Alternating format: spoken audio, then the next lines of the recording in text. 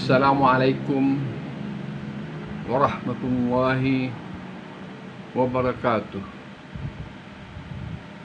Yang hamba hormati angku-angku nenek mama,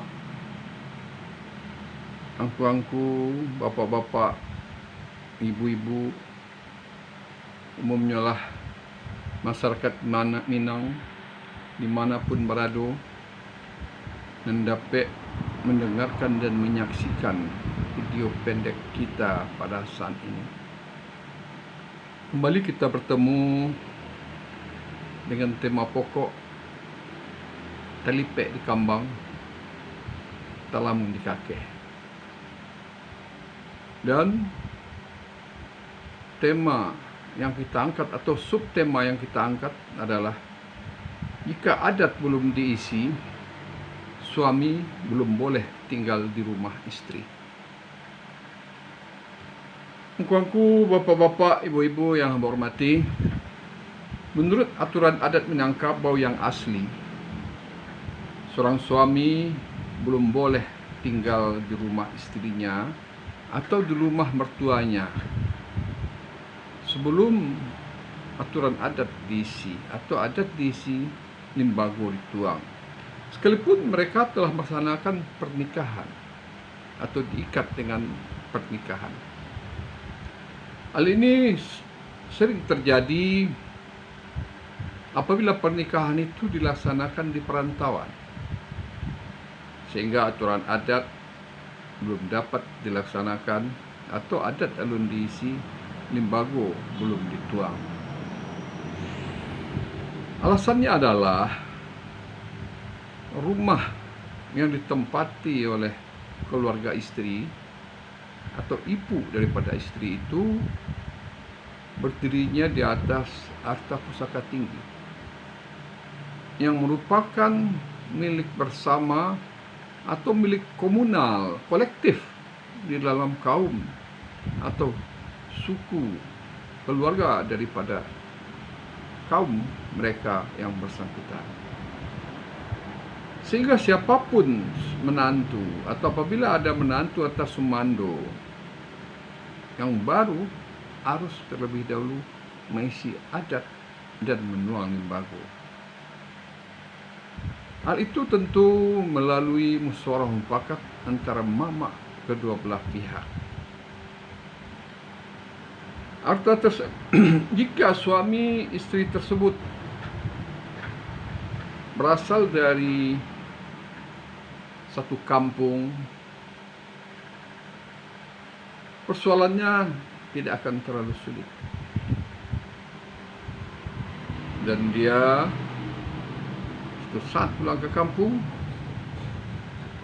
Pada saat dia sampai di kampung, istrinya diantarkan ke rumah orang tua istrinya, dan dia kembali kepada atau pulang ke rumah orang tuanya sendiri. Kemudian mama dari istri mengirim utusan untuk menjemput orang semando atau menantu atau suami dari keponakannya itu sesuai dengan aturan adat yang berlaku atau disebut adat selingkah negari.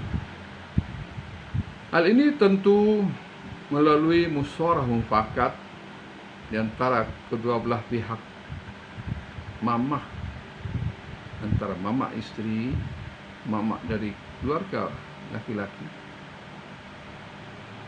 Aku bapak-bapak, ibu-ibu, setelah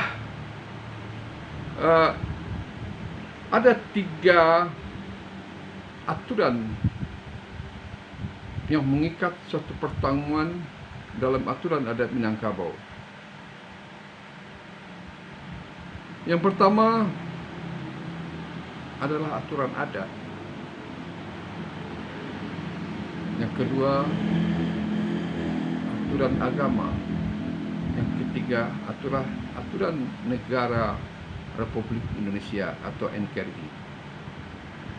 Sebagai seorang Minang, dalam melaksanakan perkawinan tentu tunduk dan patuh dengan aturan-aturan adat yang berlaku. dalam perkawinan tersebut dengan melibatkan kedua belah pihak mama.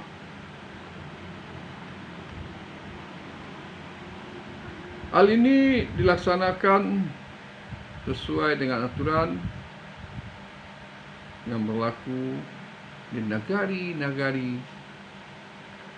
atau disebut adat selingkah nagari, lain lubuk, lain ikan, lain padang, lain belalang.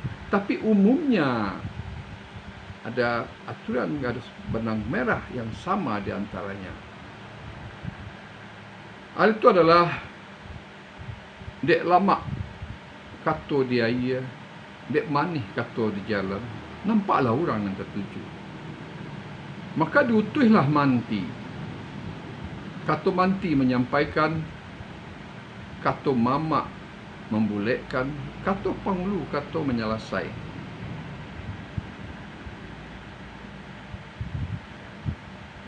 Maka setelah hal itu dilaksanakan, kandak rasul kebuliah minta rasul kebalaku dari antara kedua belah pihak. Bertemulah mama dari kedua belah pihak untuk membulekkan kato, dia mempakat membulekkan ayah di pamuluh. Kau dapat kato dan sepakat, maka disepakatilah di tingkat janjang di tapiak bandua, di kek janji, di ukur padan, ditentukan masa dan ketika kok panjang dia lihat berujung laweh di bagian betapi. Maka direncanakan kapan rencana pernikahannya dan pelaksanaan perkawinannya sesuai dengan aturan-aturan yang berlaku. Selanjutnya, setelah pernikahan dilaksanakan, maka dijapui marapulai untuk naik ke atas rumah tanggunya dengan membawa persyaratan-persyaratan yang berlaku seperti dikatakan tadi, yang berlaku di nagari atau sesuai dengan aturan adat nagari. Dan marapulai itu diantar oleh keluarga laki-laki, kemudian diserahkan dan diterima oleh keluarga perempuan. Biasanya disampaikan dengan pepatah pepatih yang disebut dalam pidato dengan kata merandah. Pihak didiri marapulai, kok umur baru setahun jaguang, darah setampuk pinang. Pengalaman masih jauh sekali. Mbak ibarat padi selibu, awak tumbuh musim terlampau, urek tergantung gajarami, rangkiang tinggi kari jalan. Tapi kalau nak niat sebenarnya, kok tumbuh di atas rumah, kadi adat bido bayaklah andaknya, katungkek pamaga jalan, kekarih penaga adat dalam adat beradat puluh. Kok elok letak tangannya, baulah menukuk aja menambah. Kok elok letak lidahnya, baulah kusui menyelasai, baulah karuh menjadinya. Kailia baulah serangkuah dayung, kemudian baulah santak galah. Kok lain terletak di tepi, koknya terletak di tepi, tolong mengatangahkan. Kok lain terletak di tengah, nak sama kelito beliau. Itulah penyampaian dari pihak keluarga laki-laki. Diserahkan marapulai menurut cara adat, diterima oleh keluarga laki-laki perempuan. Kemudian dia serahkan pula anak daro. Anak daro diserahkan sesuai juga dengan pepatah-pepatahnya yang dibaratkan, ibarat rabuang alun membacui, bau mua baru bilangan hari, urek alun mencukam tanah, pucuk alun melepai awan, daging gampar sembilu urap, antah pabilo kawasaga. Tapi kok lay berakat tangan suaminya, talaki rabuang jadi batuang, nyoba urek baru erwe, nyoba rubuh berbuku-buku, nyoba saga bersembilu. Kok lain tinggi menjulang, menaku ke bawah menceliak tanah menggadangkan. Tabiang dia agak jangan runtuh, lurah menyuji ketaduhan. Itulah yang disampaikan kepada keluarga si suami. Kemudian itulah bentuknya. Kemudian dia kasih gelar sesuai dengan ketek banamu gadang berala, ampe angkek jalan ke pantau berbelok jalan ke menijau. Ketek banamu gadang berjala. Baitu adat Minangkabau. Tinggi bukitnya Tanjung Balek, nampak dari Batu Nanggai. Kok tiba sudi je siasek, siako garan marah-marah pula. Sultan Pangeran galah beliau. Itu biasa jadi sampaikan. Kemudian dilaksanakan pernikahan sesuai dengan aturan adat, sesuai dengan aturan agama dan syarak. Setelah itu dicatat dalam Undang-Undang Negara Republik Indonesia, Undang-Undang Nomor 1 Tahun 74 tentang perkawinan. 3 tali inilah yang mengikat satu perkawinan. Yang bukan tali sahlai berpilin tiga. Tak boleh kan 2 tangan salampih. Kalau kan 2 tangan salampih tali putih kabek kau dah alamat kayu ke masyarakat. Angku bapa-bapa, ibu-ibu, inilah yang sebutkan dalam pidato. Ko adat alah sebetui tan katehnya tambuang jantan. Sara alah saujudulah ke bawah sau tekas siap bulan. Sauku hukum sesuai. Sadundun adat jo agama. Adat kawi syarat na lazim undang menurut di balakang. Maka telaksanalah perkawinan. Dua kemenakan. Lah babu hua jo akad nikah.